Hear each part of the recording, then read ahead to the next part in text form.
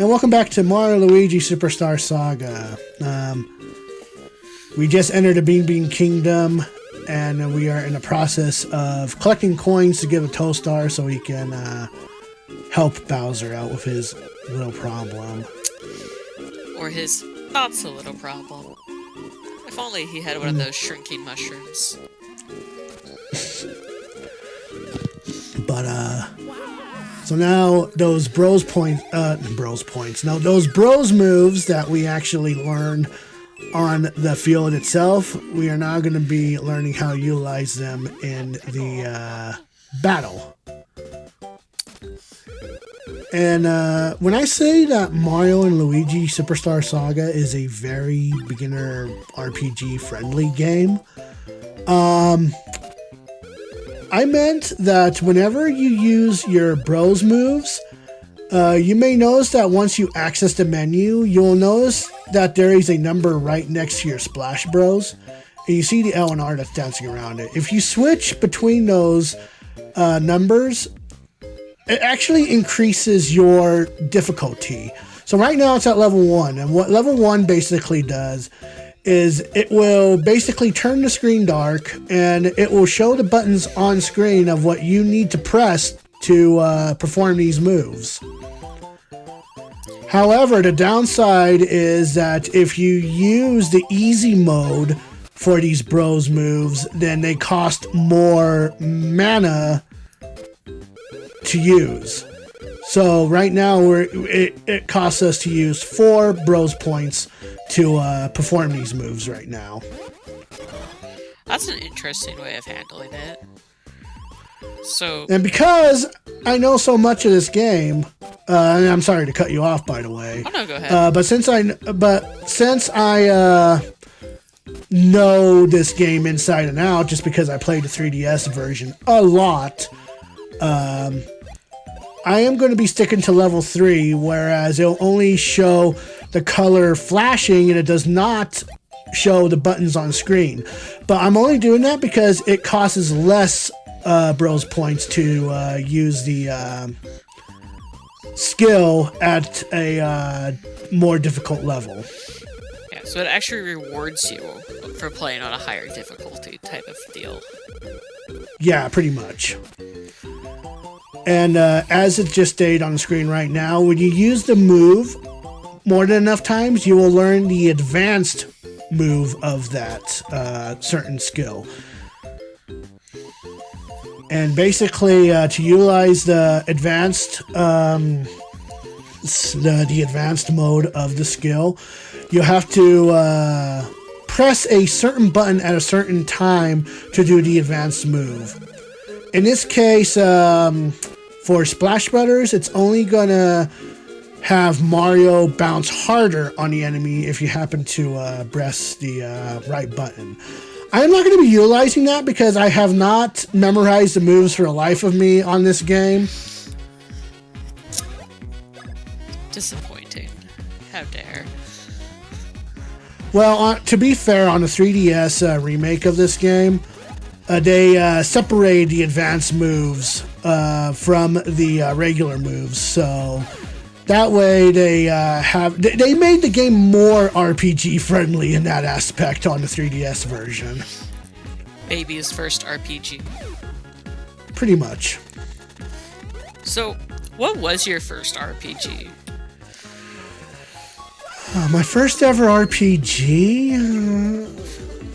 Shining Force for the Sega Genesis. Never heard of it. But that's just yeah, me.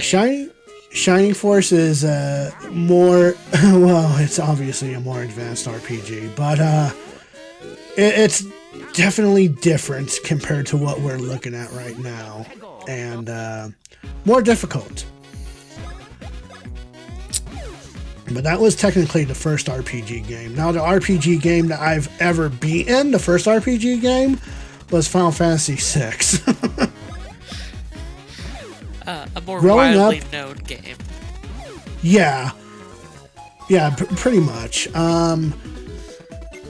Growing up, my brother did own this game on the actual Game Boy Advance, but I've never beaten it. Only the 3DS version? Only the 3DS version. I've only beaten the 3DS version. This is technically the second time I've beaten this game on the Game Boy Advance. God, how does it make you feel that the 3DS is an outdated console? Well, the real question is, are we ever gonna... Well, I guess you could count the Nintendo Switch as a portable handheld system, technically. It is. It's both. They really, you know, in theory, was that a good thing for them marketing-wise? Because before, they could sell you 2 Nintendo consoles. Here's your handheld, and here's, like, your standard console. Now they're like, well, Nintendo, here, it's both. Nintendo is more known. They're a more known company, so, I mean, obviously they make more money, and it doesn't matter if they sell, like, multiple consoles or not. I mean, does it matter? No. Does the company still want more profits? Probably. Yeah. Anyway, I'm just making sure that I have more than enough coins so that I can bring them to Toastar so we can get Bowser out of his jam here. As you can see, I messed up a few times because I'm still getting... So, what's funny is that I'm still getting used to the button layout because the button layout is kind of different on the controller. Oh, I guess that's one thing I didn't mention. I'm playing this through the Game Boy Advance online thing for Nintendo Switch. I was originally going to be recording this from the Game Boy Advance player for the GameCube, but I decided against it because, well, this gives me more of an option to just... Well, for one, it's easier to set up. And secondly, I can cut out the border way easily compared to the Game Boy Advance player, so... Going back a little bit, I do think that the Switch is a great console, and I do love that it's portable. That was just, a bit of a poke at Nintendo, but I don't mean anything by it. I don't think anyone will care. But I know there's pure Nintendo fanboys, and to be fair, I'm friends with one of them. I expect him to type in a comment saying, "How dare you?" The thing is, my favorite consoles will know that they all have their flaws too, so... Yeah.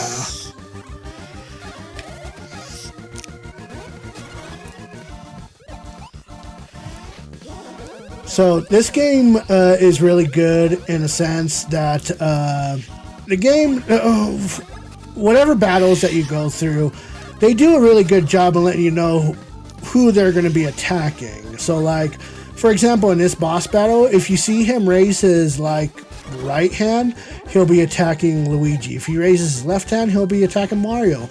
And in this case, when he goes, then his balls will bounce compared to if he doesn't say anything, the balls won't bounce.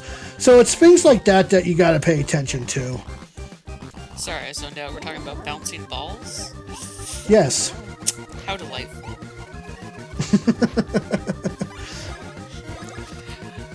As you can see, I basically used up all my bros points. Oh no, whatever will I do?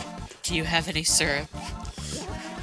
I do, but this is the first boss battle. I don't necessarily need syrups yet.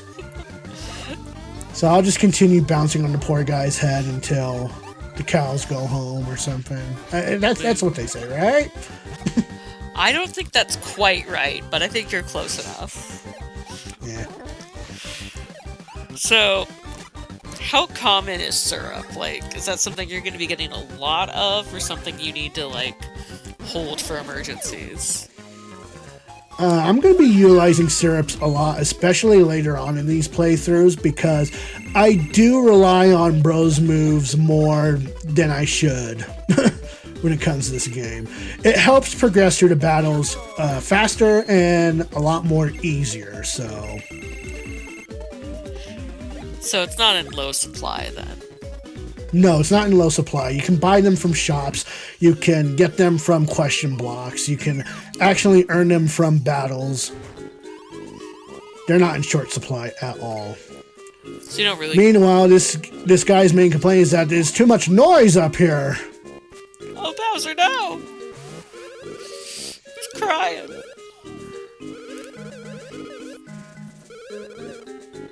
Bye, Bowser. I'll see, the cannon's blown itself up. We could have just destroyed it. Could have. But, yeah. We technically saved Bowser. Technically. I'm sure in the next game, Bowser's gonna be really appreciative. Oh, yeah, no, for sure. We're gonna be best buddies after this.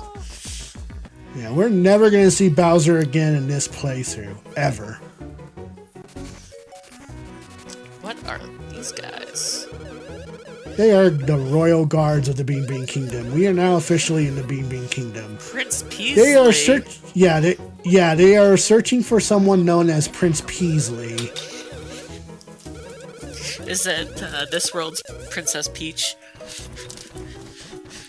I guess. You know, if we've got the Mushroom Bros or the Toad Bros. I love how this guy just flies in. He's like, oh no, they're not lying, and they're pretty fucking tough, so don't screw with them.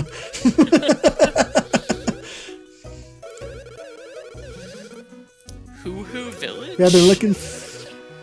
Yeah, so this is the first village in the game. According to eyewitness accounts, the prince's kidnapper wore an odd helmet and spoke of mustard and fink rats. Oh. Gee, I wonder who that is. How many people, do you think we've met that talk about mustard and fink rats? I'm really craving a fink rat sandwich right now. So, the game doesn't really tell you this, but you really want to speak with all the NPCs in this town to progress through the story. So we're going to be doing a lot of talking in this video before we start the next segment of our game proper. And forgive us for talking over the talking. Unless you think we should be reading it's a let's play. I think it's understandable. Oh, but we could read the dialogue and make voices for these characters. I'm sure everyone would love that. I would rather not.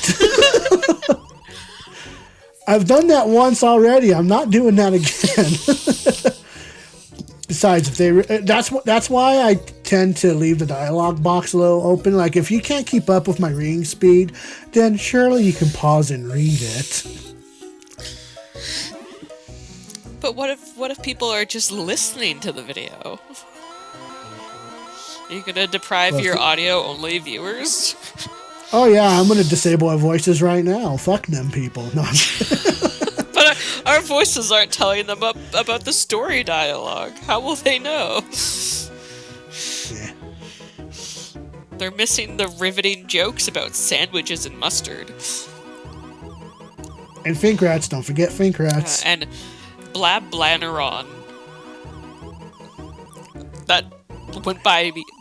Blab Blanadon.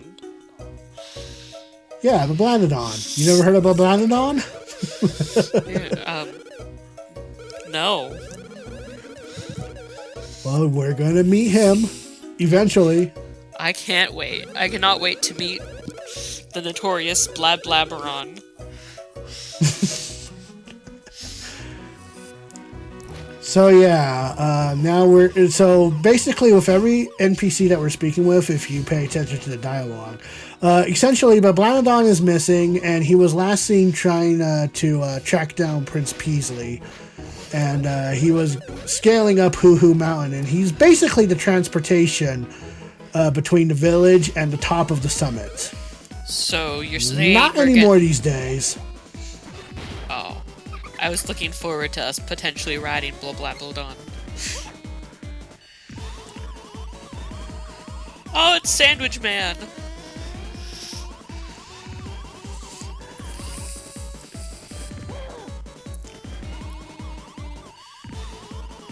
I love Fawful's dialogue, by the way. Now we'd be talking about peanut butter. Oh no, our way is blocked. Oh no, a bunch of rocks! Whatever will we do? Well, we can't really do anything about it right now.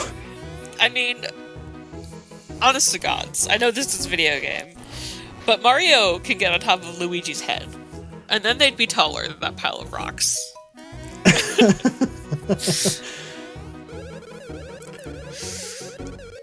But essentially, now we gotta track down the other people that the villagers are talking about, and they're the Hammerhead Brothers. Guess what we're gonna be getting from the Hammerhead Brothers? Sandwiches. How did you know?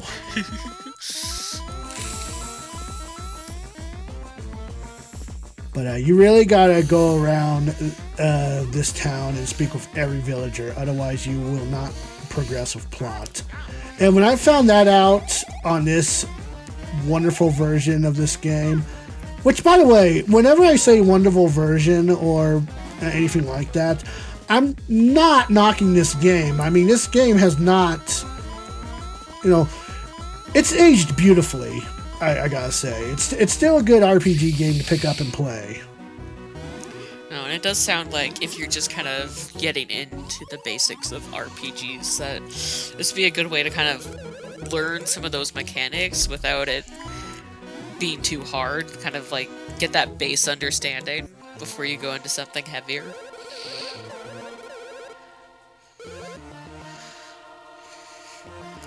But I'm even stating that even though this game did get a 3DS remaster, this game still looks good and is fun to play on actual hardware. Well, it goes kind of. So if you, go ahead. If you spit water inside that, that's a good way to grind for mushrooms if you're really dying for mushrooms.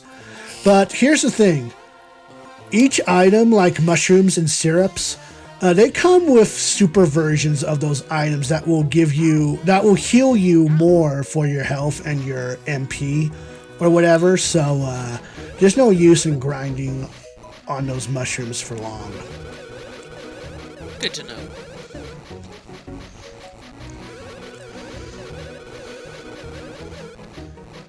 And that's how you know that. Go talk with villagers while we're fixing this bridge.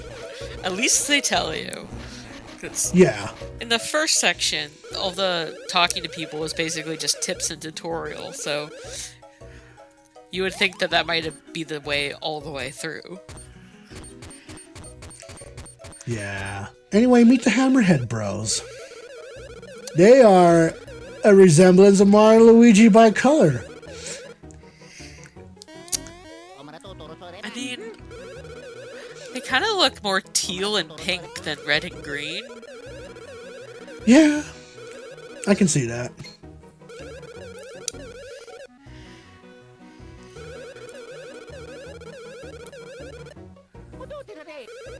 So we're looking for hammers to try to progress through the plot. And we have to rely on these guys to make hammers for us. But unfortunately, they have lost their touch because whatever blocks that they use, they cannot forge hammers with those blocks. They have to rely on a certain type of block. In this case, it's Hoohoo blocks. Damn. Somebody should call Dr. Seuss.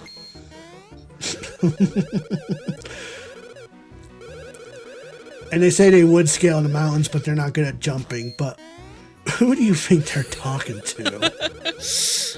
You're not good at jumping? We excel in jumping. Jumping may or may not be our specialty until it comes to tiny piles of rocks.